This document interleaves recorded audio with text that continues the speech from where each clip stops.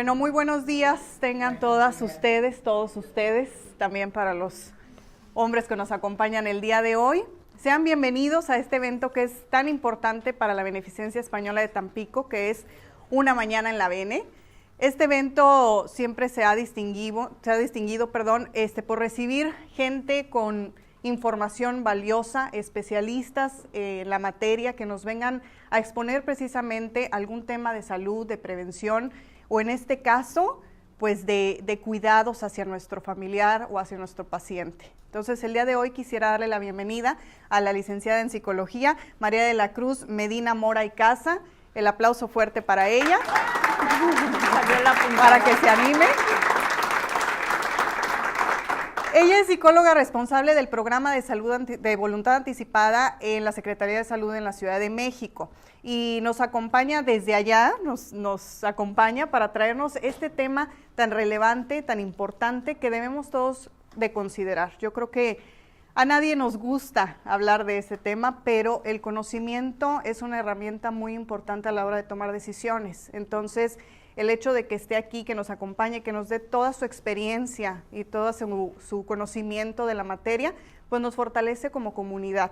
Nos da herramientas para, en caso que no lo quisiéramos, pero que estemos en una situación como el final de la vida, podamos tener una decisión correcta y que nos sintamos tranquilos ante esa decisión. Entonces, sin más preámbulo, quiero agradecer tu presencia. Muchísimas gracias por acompañarnos y a nombre de la Beneficencia, siéntete bienvenida y te dejo a este público maravilloso, al cual también agradezco por darse la oportunidad de estar el día de hoy con ustedes. Así es que muchas gracias y empecemos con esta plática. Gracias, María Cruz. Gracias, Alma.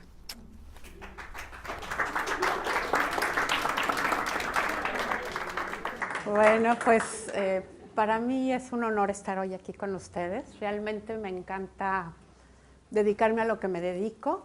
Me gusta compartir con la gente la importancia que tiene pensar, hablar y prepararnos para el final de nuestras vidas. Y me gusta especialmente cuando con quienes yo platico somos la gente como todos nosotros. Muchas pláticas las doy en el ámbito hospitalario para personal de salud, pero las que más me gustan es cuando platico con gente que está interesada en los temas. Entonces, les voy a pedir que cualquier duda o comentario estamos para compartir. Y espero que al final de la charla todas las dudas estén disipadas y que piensen.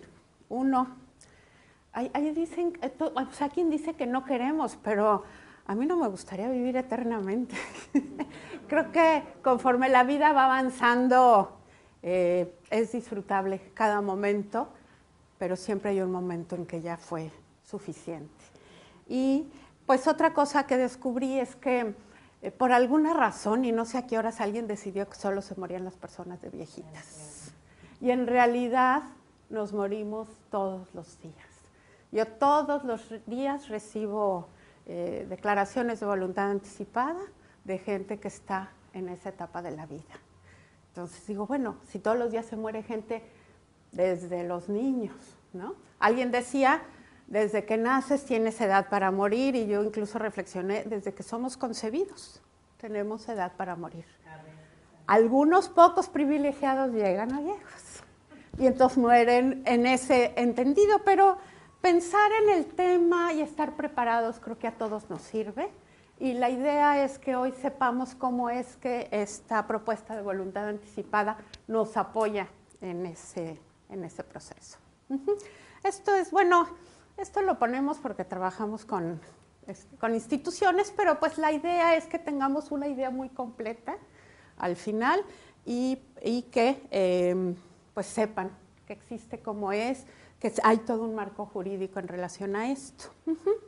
Y pues empezamos por la sensibilización, y la sensibilización más importante es que pensemos en nosotros mismos. Entonces la pregunta sería, ¿cómo te gustaría que fuera el final de tu vida? Ya vi que sí les dieron papelito para escribir, entonces pues una pequeña reflexión acerca de qué sería para mí lo más importante pensando en el final de mi vida. ¿Cuáles serían los elementos que yo considero más importantes? Ok. Esta es un resumen que hicimos de varias encuestas que se han hecho en todo el mundo sobre los elementos de una muerte. ¿Cómo le llamaríamos a esa muerte? En la que pensamos ahorita, en la que sería como nos gustaría que fuera. ¿Qué nombre le daríamos? ¿Natural? No oí bien. Ideal, ajá. Feliz, claro. Final feliz, claro, eso es lo que nos gustaría, ¿verdad? ¿Alguna otra se les ocurre?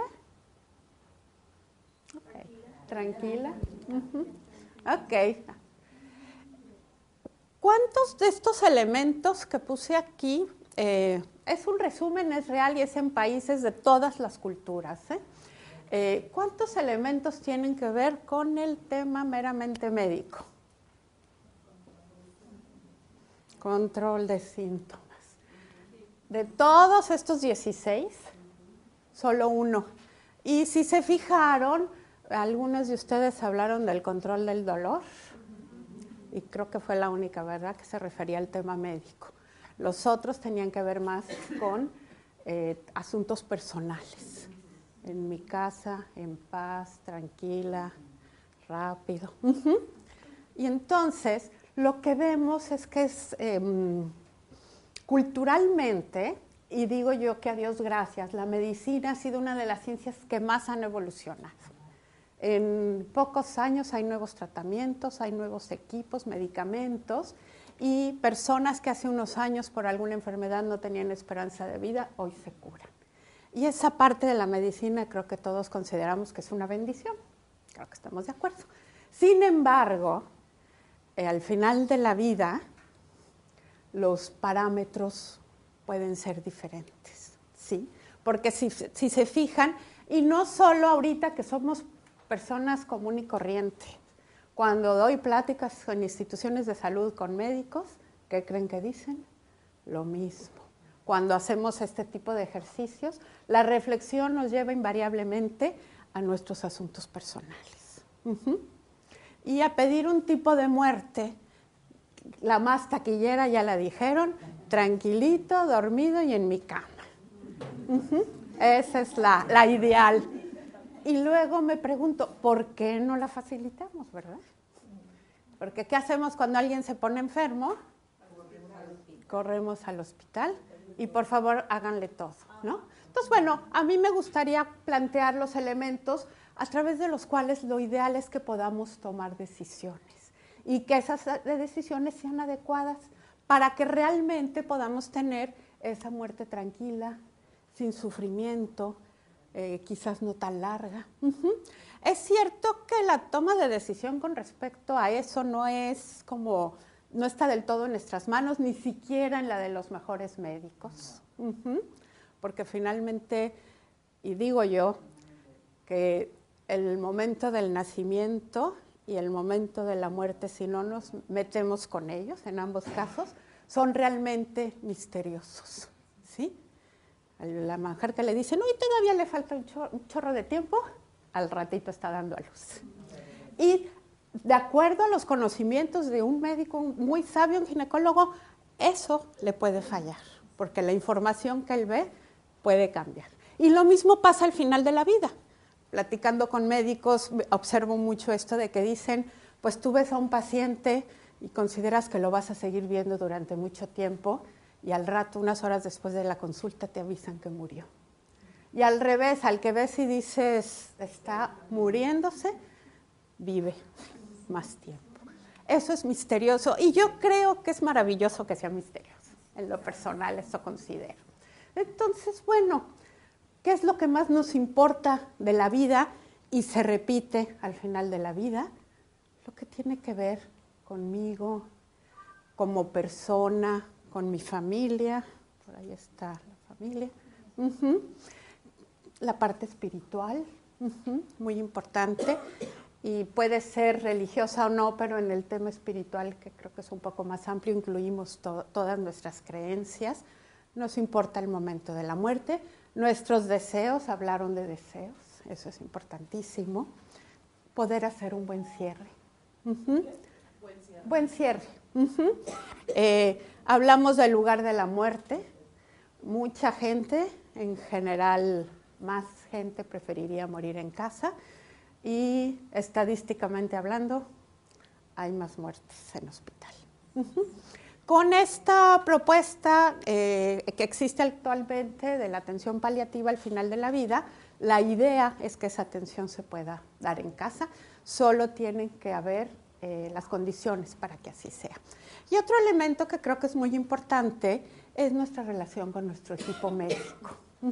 Al ratito les voy a platicar cómo esto tiene una dimensión muy especial al final de la vida y eso hay que formarlo, hay que gestionarlo, hay que platicarlo con ellos.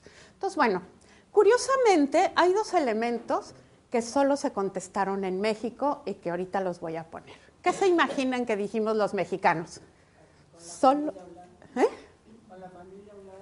Pues la familia ya la metimos, plantera, en la relación familiar, ya la volví a perder. Dimensión familiar, ajá. ¿Cuál otra se les ocurriría?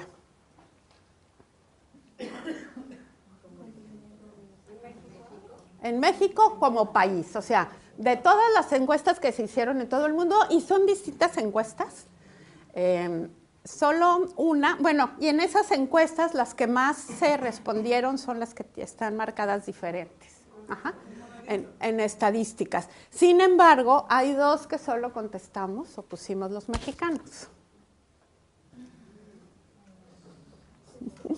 Bueno, ahí van, ahí van. La primera. No somos el único país ritualista, yo creo que en general cada país tiene sus propias costumbres, visiones y rituales. Sin embargo, en México se habló del tema. Y cuando hablamos de rituales, no solo son como que los que más conocemos, que son los de después. Hay rituales en el proceso, hay rituales en el momento y rituales para después de morir. A los mexicanos esto nos interesa. Y también el aspecto económico, que alguien por ahí dijo, que no sea muy costoso para mi familia. Muchas veces, al final de la vida de una persona, no solo está el desgaste personal y emocional de la familia, también el económico. Entonces, eso nos importa. La buena noticia es que la atención paliativa, que es la que proponemos para el final de la vida, es una atención económica y viable. Ok. Rituales y aspectos económicos. ¿Rituales? ¿Qué entraría en rituales?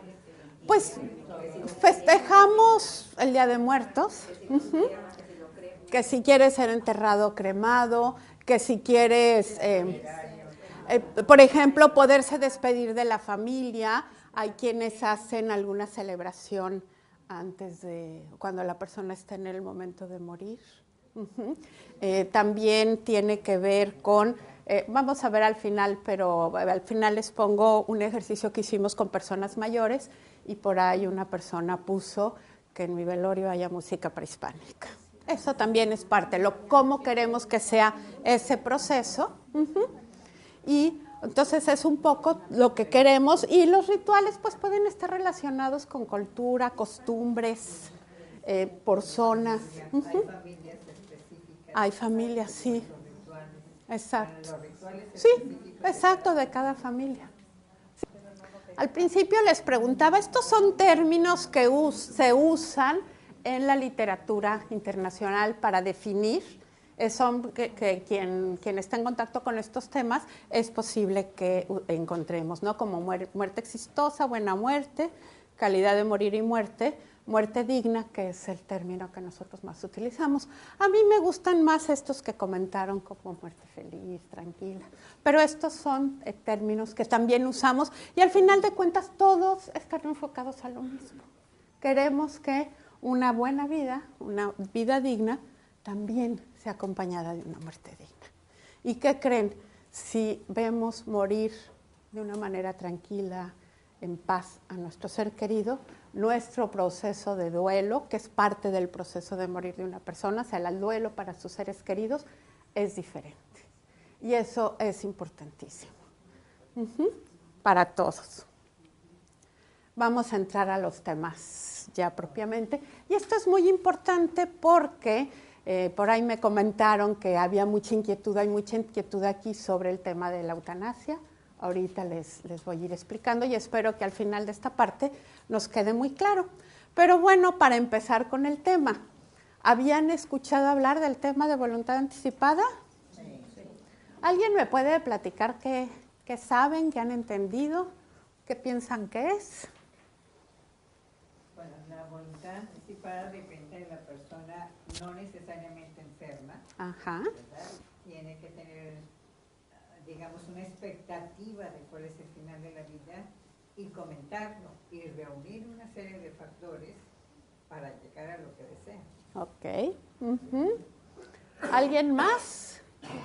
Tiene que ser ante un notario, tengo entendido, y ahí se tiene que especificar si en el caso de una muerte que ya no tiene pronóstico favorable, el paciente, en este caso, la persona que hace la voluntad, determina o decide que no quiere que se le hagan maniobras extremas. Ajá, ok. ¿Alguien más tiene alguna otra idea? Ajá. Usted al principio de la plática dice que todos morimos, todos los días morimos, todos los días se muere. ¿Se muere Y alguien? como Sí. todos los días se muere la gente, pues entonces uno, a menos yo en mi caso, anoto, tengo un sobrecito y anoto para este bill, para esta cosa, para esta cosa y así.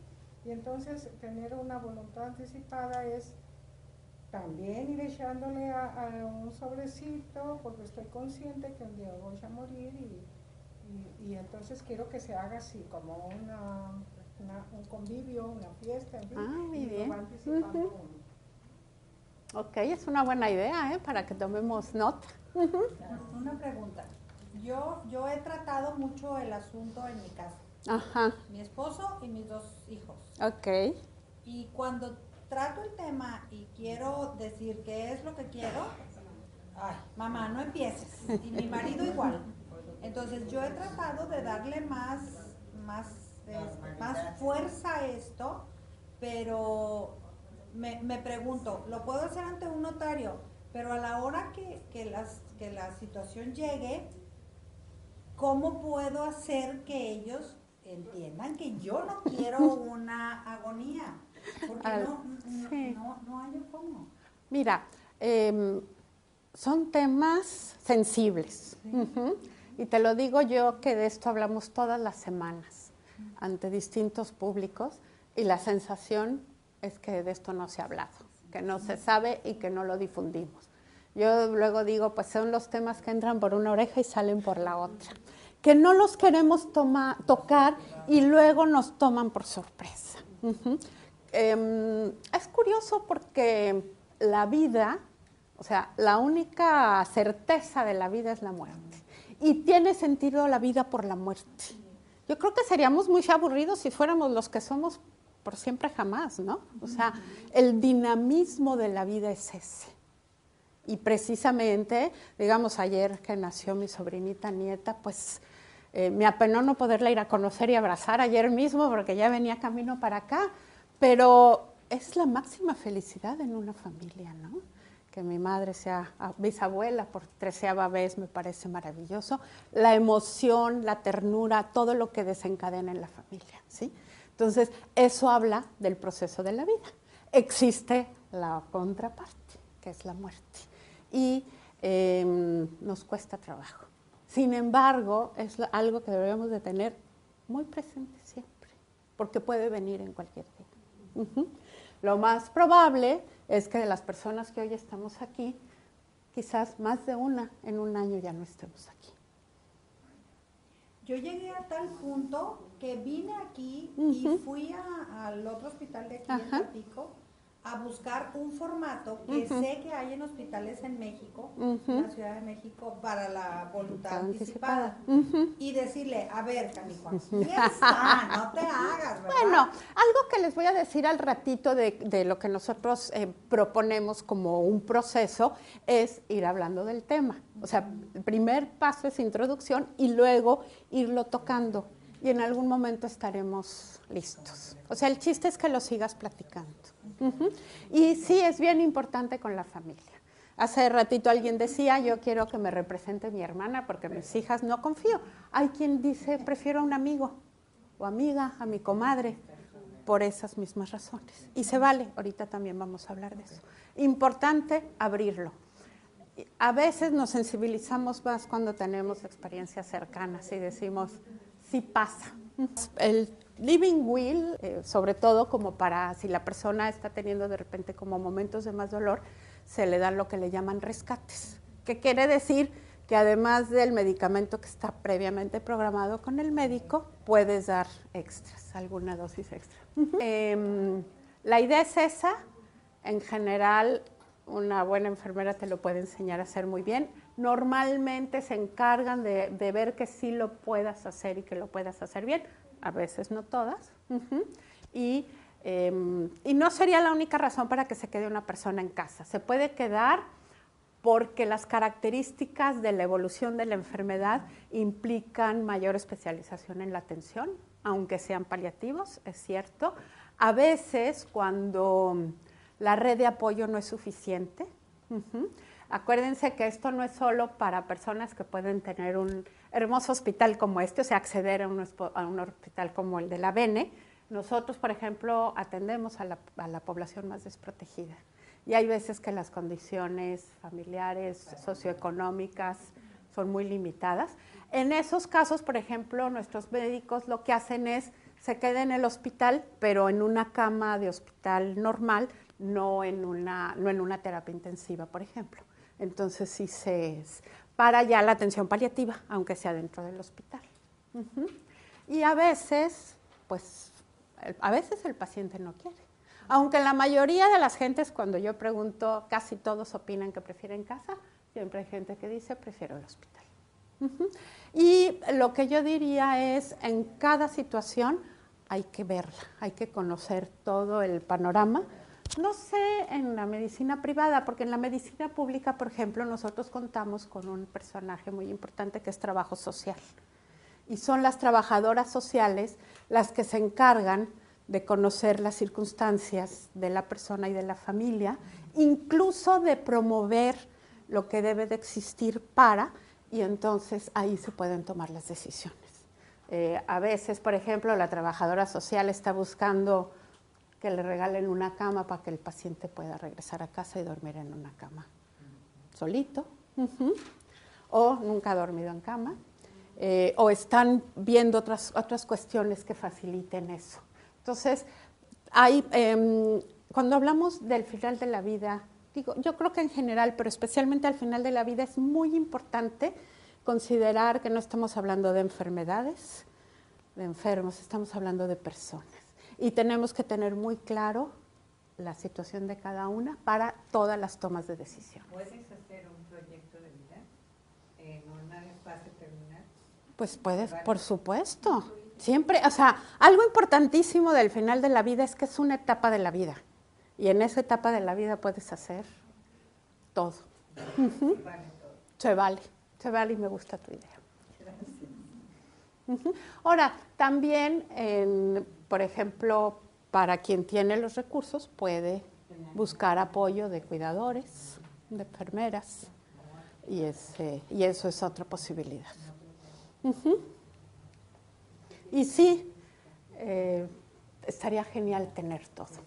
Incluso en países, México tiene por ahí algunos, pero no es una cultura nuestra, hay países que tienen lo que se conoce como hospice, que son una casa donde van los pacientes a morir. Y es una casa donde hay atención médica, de enfermería y todo.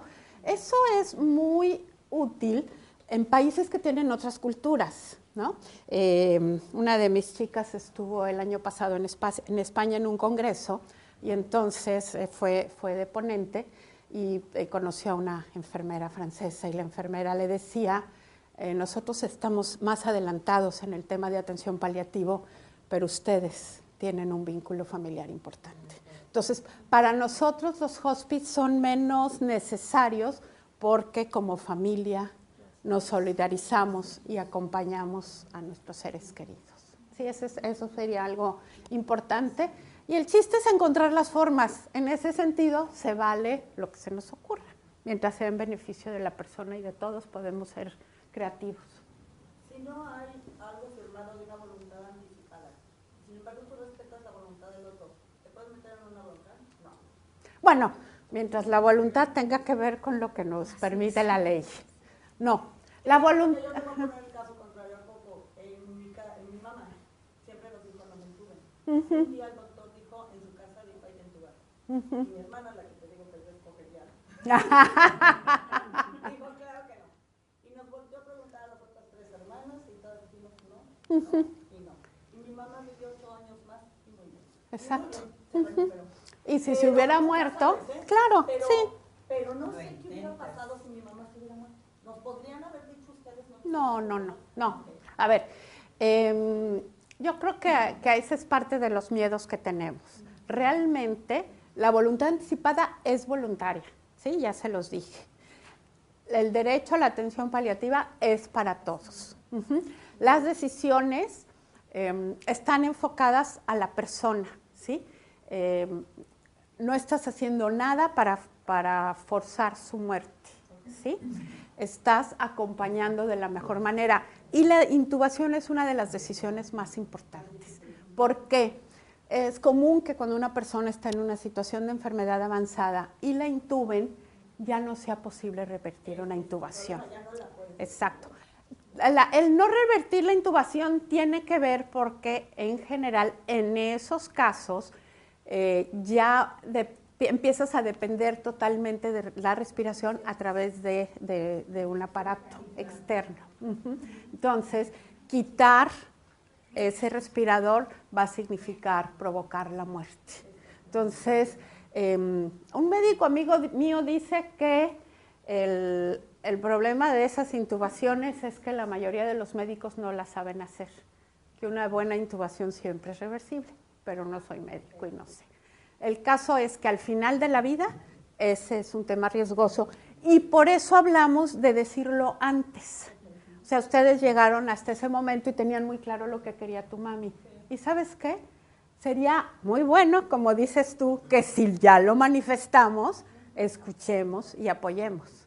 Porque ya a mí me tocan muchísimas personas que dicen, es que mi papá dijo que no quería, pero yo decidí.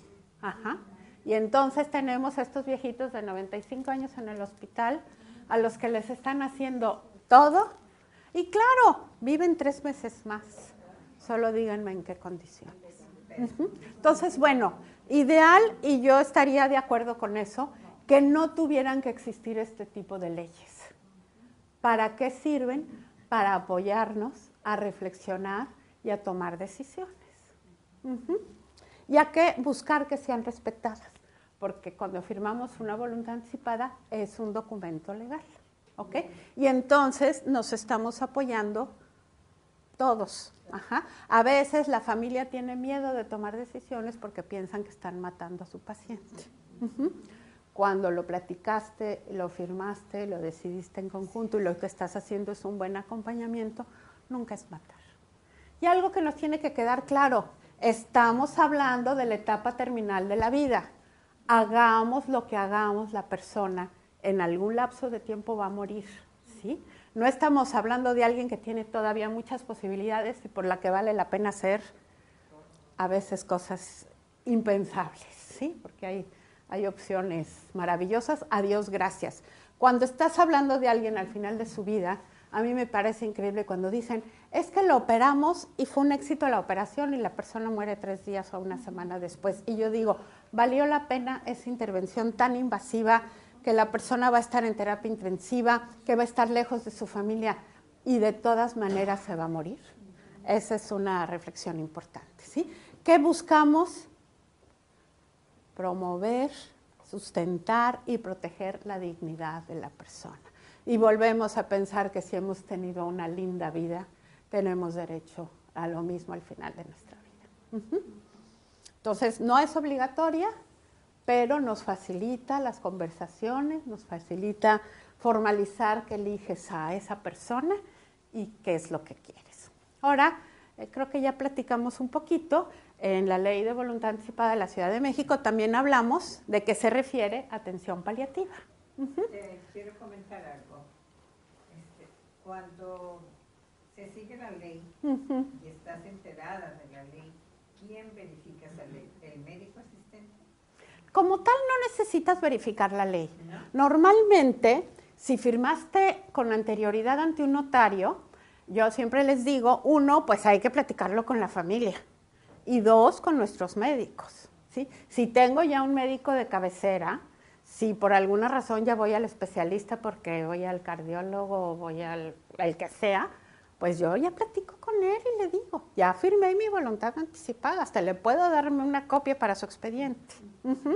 El chiste es platicarlo. Uno de los riesgos de cuando firmamos ante el notario es que luego se nos olvida que ahí está guardado. ¿Sí? Entonces, por eso es importante platicarlo y platicarlo con todas las personas que van a estar involucradas con nosotros en la vida. Y también es quitarle responsabilidades. ¿Por qué? Porque es mucho más fácil decir, si mi mamá quiso esto, voy a hacerle caso. ¿Ok? Mi madre, que es una bendición, tiene 91 años y somos 9 hermanos. Entonces hubo un tiempo, hace poco más de un año, que yo soy la que me hago más cargo de ella, que empezaron a decirme, no, que tu mamá, que si respira bien, que si no sé qué, que si el médico, que si hazle, que si tórnale, hasta que dije hasta aquí. Entonces nos reunimos los hermanos que más manejamos toda la parte de salud con ella y le dije, mamá, ¿qué quieres? Y volteó y me dijo, pues por eso te firmé toda esa cosa. Firmó su voluntad anticipada ante el notario y ella tiene muy claro que no está ya con ninguna ganas de que la llevemos al hospital. Claro. Entonces, cuando manifiestas lo que quieres, su doctora sabe eso, lo acompaña. Y si lo considerara necesario para una cuestión, dicen que en términos del final de la vida, cura lo que se cura en una semana, acompaña lo que no tiene curación. Es decir, en ningún aspecto abandonamos a la persona, y si le da una gripa, le curamos la gripa, ¿sí? O se le da una infección de cualquier cosa, y lo demás lo acompañamos, ¿sí? Eso es lo importante. Ahora, algo interesante es que el médico paliativista debería de estar presente desde el día 1 de un diagnóstico de estos que pueden ser nuestra razón de muerte. Y se los pongo en algo que creo que todos hemos vivido. Dicen por ahí que las gripas o te las tratas o las sufres, pero todas te duran una semana, ¿no? Más o menos así. ¿Y qué quiere decir que me la trato? Una, pues el antibiótico para el bicho, esa es la parte curativa del tratamiento.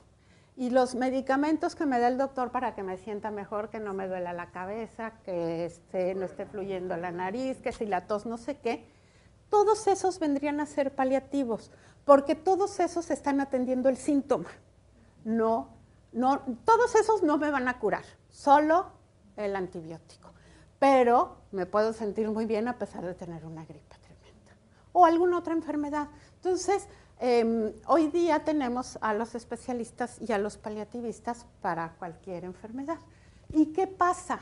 El médico tratante a veces te dice, ay doctor, es que me siento mal. Es por el medicamento, aguántese o tenga paciencia, ¿no? El paliativista va a estar pendiente de eso y va a decir, con esto te vas a sentir bien.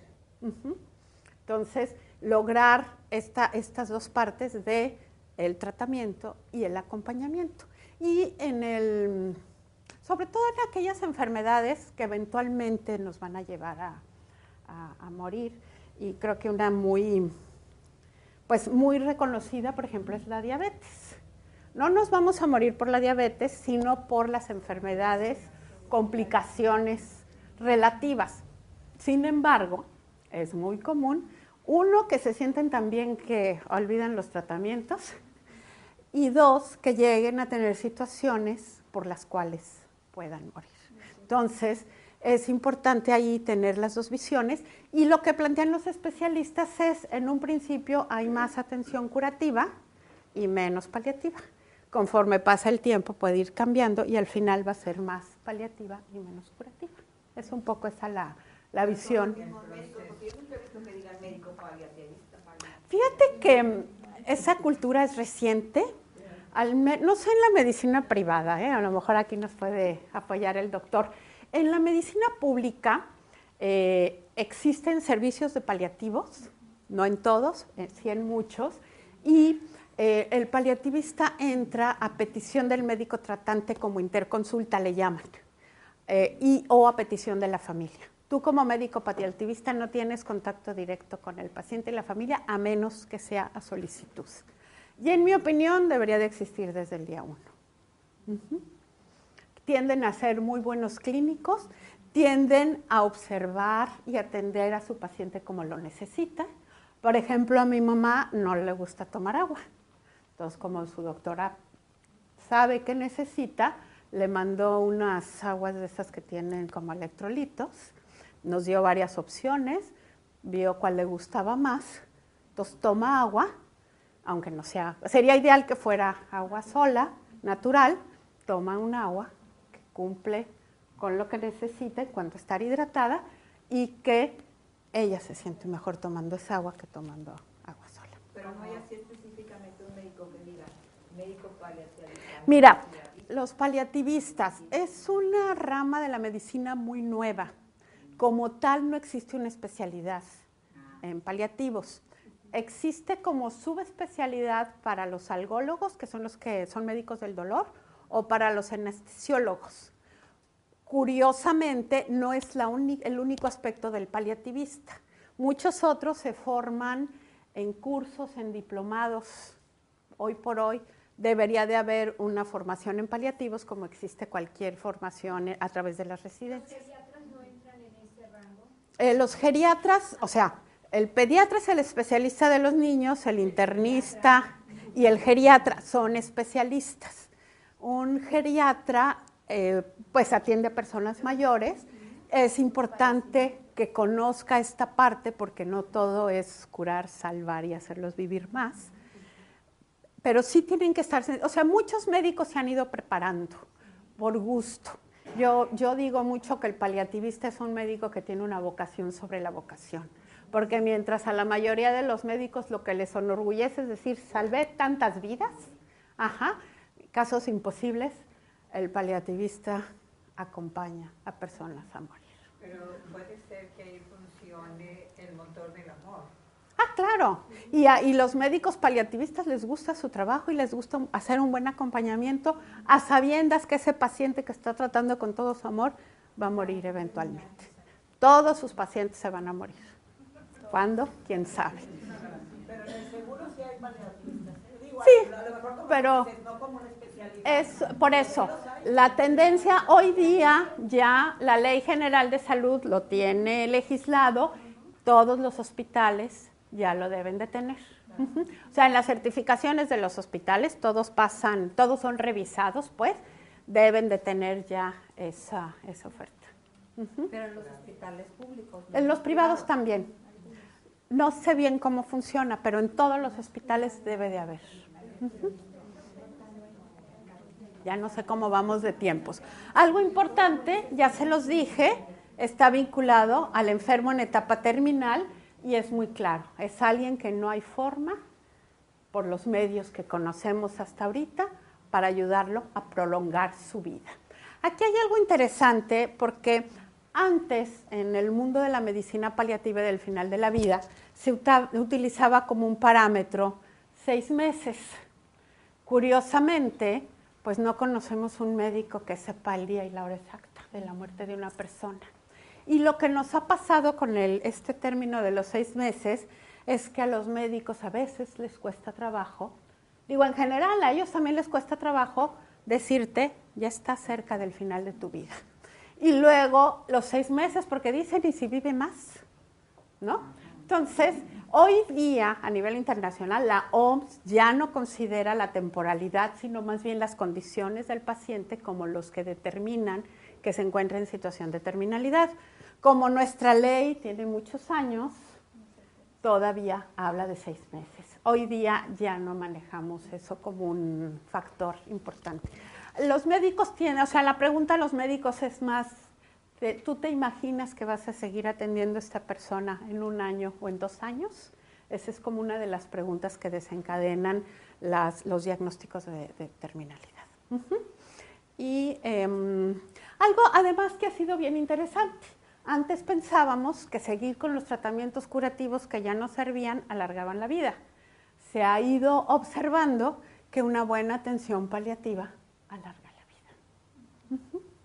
Entonces eso es, por ejemplo, un factor interesante, pero alarga una buena vida.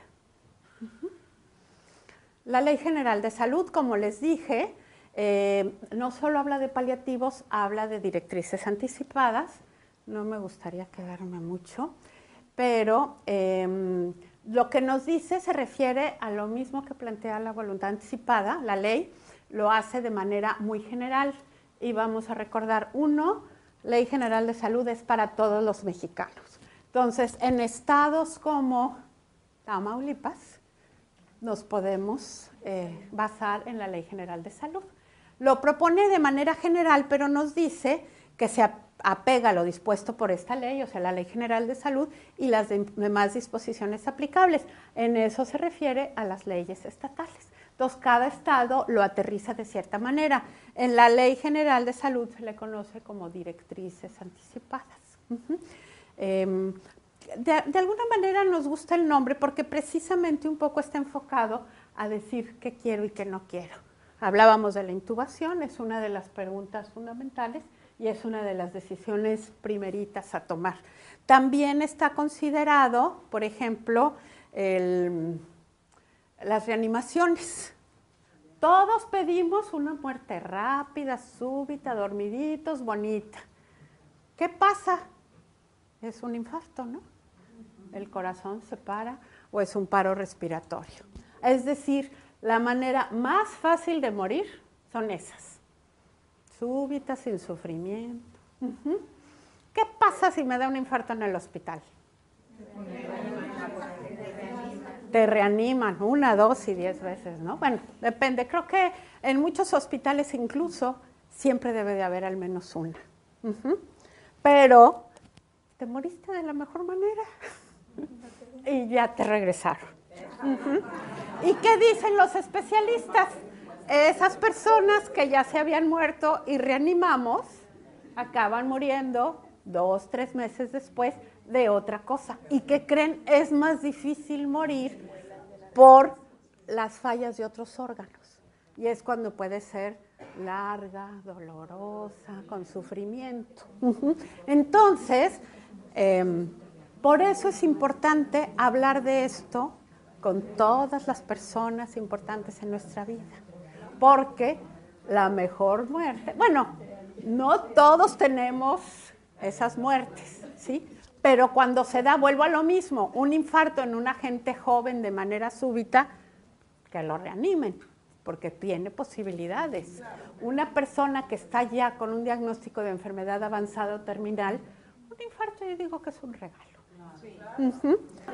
Constitución política de la Ciudad de México, que para nosotros es nuevecita, incluye los derechos de la autodeterminación de la persona y entre ellos habla de la muerte digna, una vez más enfocado al mismo tema, ¿sí? Porque nos habla de vivir con dignidad y la dignidad implica una muerte digna. Y cuando habla del derecho a la salud, también habla, de alguna manera parafrasea, la definición que hace la Ley de Voluntad Anticipada acerca del final de la vida. Entonces, el problema radica en que cuando hablamos de muerte digna, es un concepto amplio, ambiguo, y que genera confusiones, ¿sí? Porque la definición, o sea, la eutanasia en el sentido de sus raíces habla de buena muerte.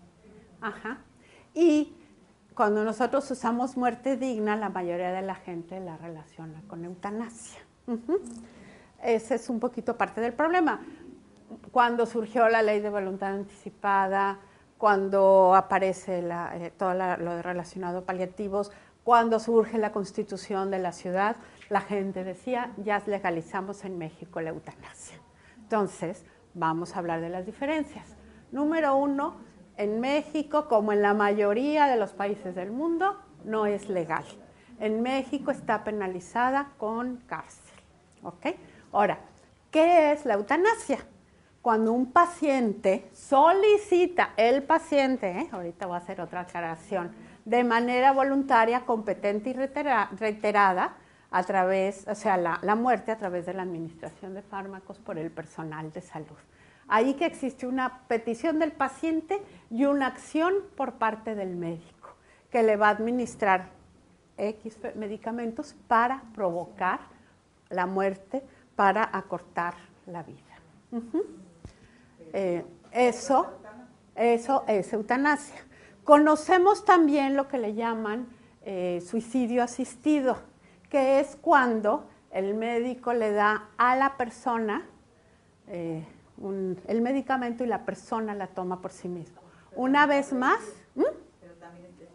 en la mayoría de los países, ahorita les paso otra donde vas a ver dónde está permitido.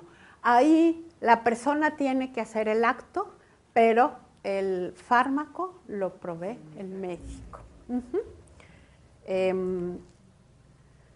Ahora, en los países donde es legal, esto está legislado y está muy específicamente legislado. Nuestra confusión, uno, es por no leer. La voluntad anticipada, ahorita lo vamos a ver, es un documento de datos. Y nosotros hemos propuesto, y quisiéramos que se incluya formalmente, ahorita lo proponemos y ya los equipos médicos lo incluyen, es este documentito que le hemos llamado Lo que yo deseo, y son las instrucciones de cuidados paliativos del paciente. Es curioso porque en la ley el formato dice que se llama instrucciones, bueno, la definición es instrucciones de cuidados paliativos, pero si ahorita que veamos el formato no tiene ninguna instrucción. Estos son las atenciones a manera general que es más importante, sobre las cuales es más importante tomar decisiones, dónde quiero estar, reanimación, respiración mecánica, alimentación, recibir medicamentos para el control de dolor y otros síntomas, y agregamos donación de órganos porque aparece en la ley de voluntad anticipada. La ley de voluntad anticipada fue anterior a la ley de donación de órganos, entonces ahí lo metieron, pero la mayoría de un paciente al final de su vida no es candidato a ser donador. ¿Y mande? ¿A donación? Pues los que más les gustan son los jóvenes.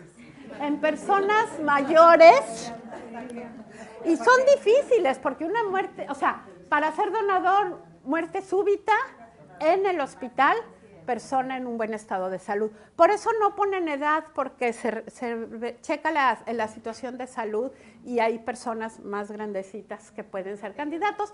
Es común que ya los cuerpos no estén tan interesantes. Bueno, porque si tú vas a darle un órgano a una persona es porque de entrada le estás buscando ofrecer vida, ¿ok? Y calidad de vida, entonces es importante eso. Hay otros elementos en los que podemos decir que queremos: cremación, entierro, rituales. Y hay algunos otros deseos que a lo mejor podemos incluir. Y entonces esto siempre a los equipos médicos les proponemos que además del formato como tal, hagan este tipo de ejercicio y se puede ir revisando y agregando o cambiando.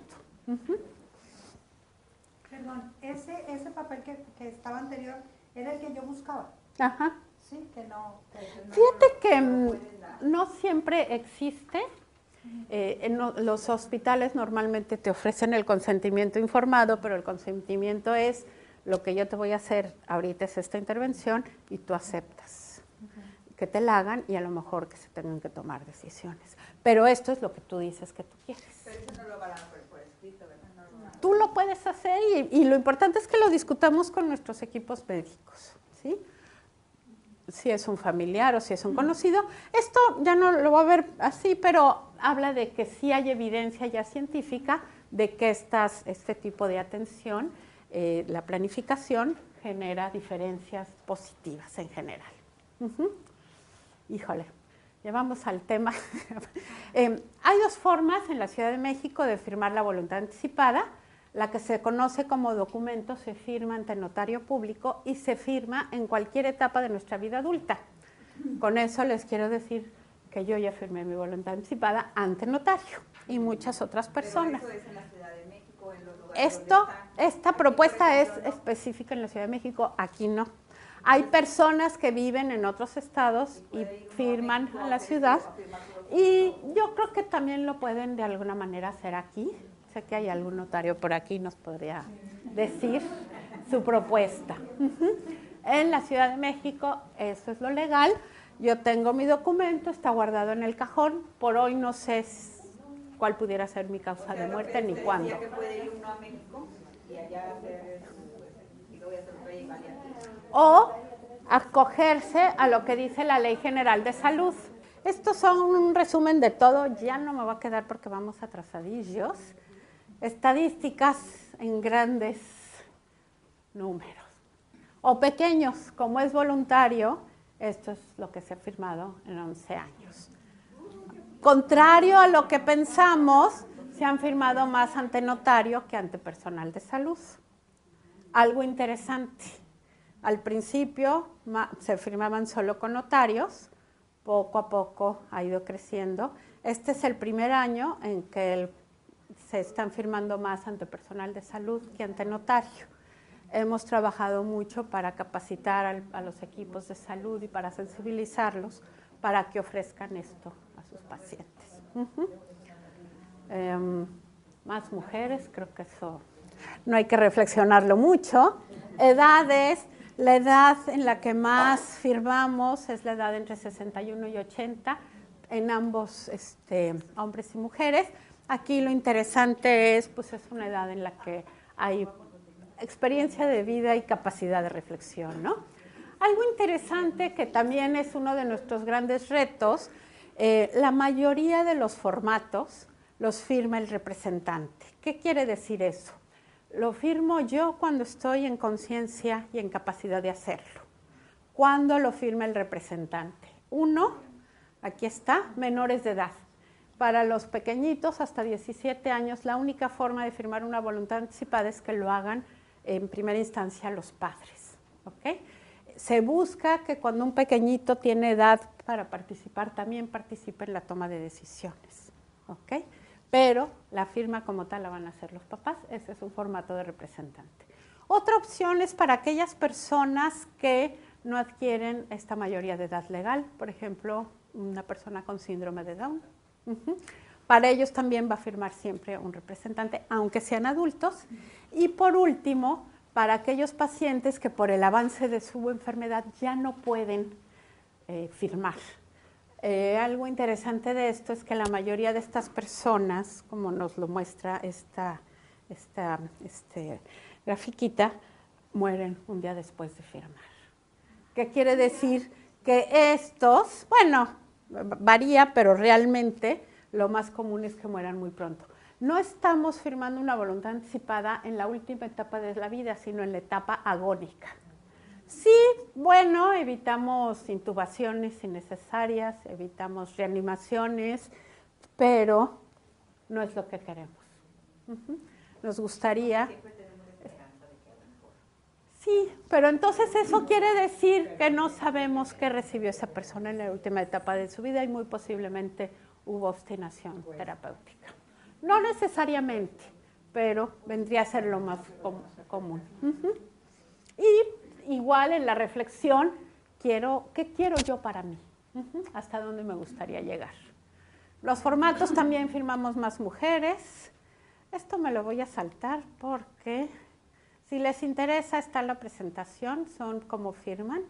En las edades, pues es interesante. En formato, pues también tenemos formatos de pequeñitos.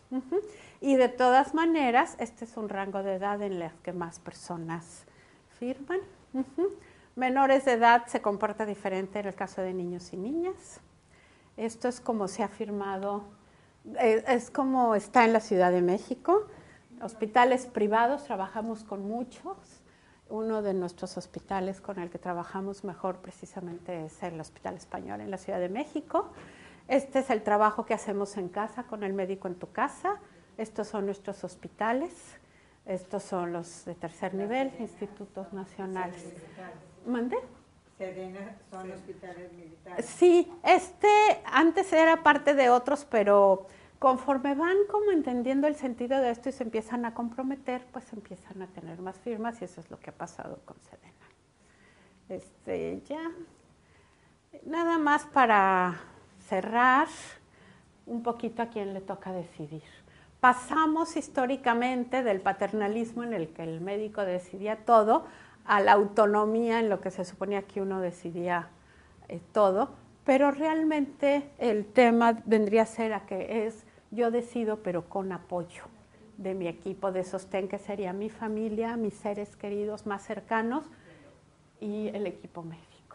Todos tienen un papel importantísimo, pero la persona es la persona enferma, es el personaje más importante de todo ese equipo y es en quien debemos de pensar y quien debe de tomar sus decisiones. Por eso decimos incluso que cuando se trate de niños, aunque ellos no van a formalmente ser quienes deciden, ellos deben de poder decir qué quieren y cómo lo quieren. ¿Se acuerdan que les decía del cuadrito? Estas son respuestas que nos dieron en ejercicios que hemos hecho con personas mayores que se relacionan con lo que veíamos al principio, ¿no? Estas son sus palabras. Tampoco ya me quiero quedar mucho. No sé si tengan alguna otra pregunta, duda, comentario. Tener a un paciente en el hospital para quien paga la cuenta y para quienes no pagan en los hospitales estatales y federales, en general no se paga, pero tiene un costo para la familia económico y tiene un costo de desgaste emocional, físico y todo. Entonces, en ese sentido es menos cómodo estar en el hospital. Entonces, hay muchos factores que tomar en cuenta. Yo creo que lo importante es exactamente tomarlos todos en cuenta y que las decisiones las tomemos de acuerdo a mí, a mis necesidades, a mi familia y a mi idiosincrasia, ¿sí?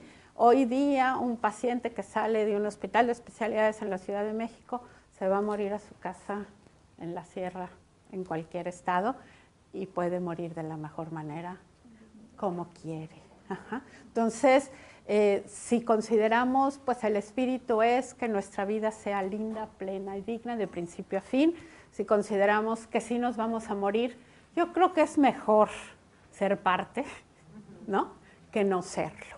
Y es bueno tener el tema presente, no estar preparados, ¿no? Y irlo tratando conforme lo necesitemos. A veces cuando tenemos experiencias importantes en la familia, eso nos lleva a repensar cosas. A veces nos esperamos a esos momentos. Pero les quiero decir que estos son nuestros datos. En mi oficina todos los días laborables de 8 a 4 hay quien conteste una llamada de lo que necesiten. El correo también es un correo. Este correo es para recibir llamadas, comunicaciones, preguntas, lo que quieran. Estamos a sus órdenes. Podemos apoyar y pues muchas gracias. Muchas gracias. Así es que quisiera entregarle a la licenciada un reconocimiento que le hicimos por parte del Centro Español. Le doy lectura. Centro Español de Tampico otorga el presente reconocimiento a la licenciada María de la Cruz Medina Mora y Casa, psicóloga responsable del programa de voluntad anticipada de la Secretaría de Salud de la Ciudad de México, por su participación como ponente en el evento Una Mañana en la BN con el tema Cultura de la Voluntad Anticipada, realizado en la Beneficencia Española el 15 de marzo. Firma nuestro director general, que el día de hoy agradezco su presencia y que nos acompaña el día de hoy. Así es que muchas gracias a nombre del Centro Español de la Dirección General. Ahí está. Y bueno, a todos ustedes recordarle que estos eventos para la BN son de suma relevancia. En nuestras redes sociales, en el periódico, en la radio, anunciamos constantemente estas pláticas de especialistas. Así es que nos encanta que nos acompañen. Muchas gracias por su tiempo y a la licenciada pues más. Muchas gracias y bonito día.